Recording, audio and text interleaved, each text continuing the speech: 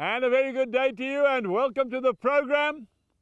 Are you being gracious and merciful?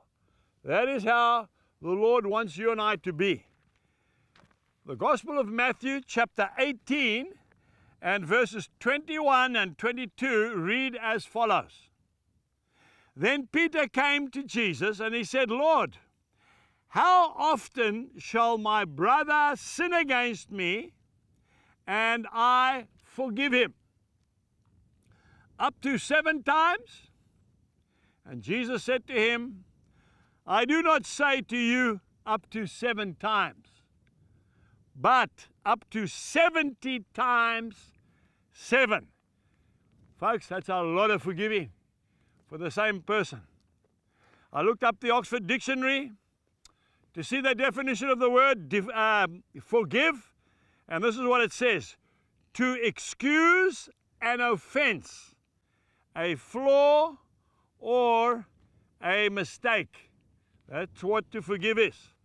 So if your wife has hurt you, forgive her. If your husband has hurt you, forgive him.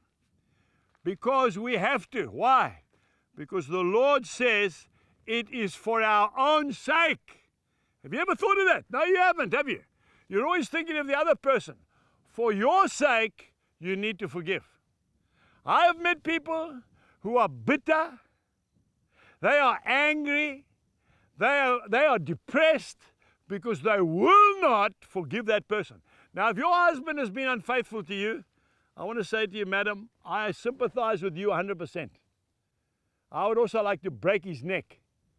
But that's not what Jesus said. Jesus said, forgive him. Because if you don't forgive him, you're going to live with that bitterness all your life. Now, he's taken off with another woman. He's quite happy. He's actually unaware of what you're going through. He's not suffering. You are suffering. Forgive him, close the door, and move on. And then you will have a life of abundance. John chapter 10 and verse 10. The thief, he's the one who says, don't forgive him. Don't forget it. Don't forgive him.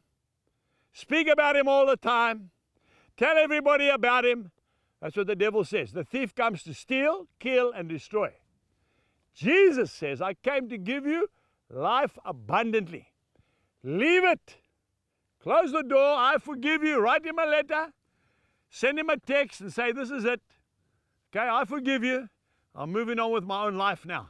And I want to tell you, you won't believe how it's going to change your life. Because that person is not even aware that you are suffering. You know, it's like, I can see somebody there, it's like you're carrying a 50 kg. It's a 110-pound bag of cement on your back. And it's breaking you and it's killing you. It's destroying you, but you will not put it down, will you? The Lord says, put it down, deal with that unforgiveness, and move on. And you won't even believe how light and how beautiful your life will become. We've got to forgive. Why? Because Jesus says that. Yeah, but Angus, what about, that's not fair. He's getting away with it, or she's getting away with it. Listen to me. Revenge belongs to the Lord. And I want to tell you, it's not over until the day of judgment. And every one of us, including me, is going to stand before the Lord, and we are going to have to give an account for everything that we've done. Jesus on the cross, what did he say? What did he say? He said, Father, forgive them. Luke 23:34, for they do not know what they were doing. He said that to the very people that had just nailed him to the tree. If Jesus said that, I think you and I need to say the same thing, so that God can give you a full and abundant life. Deal with it, whoever it might be, whatever it is, and move on with your life. Jesus bless you, and goodbye.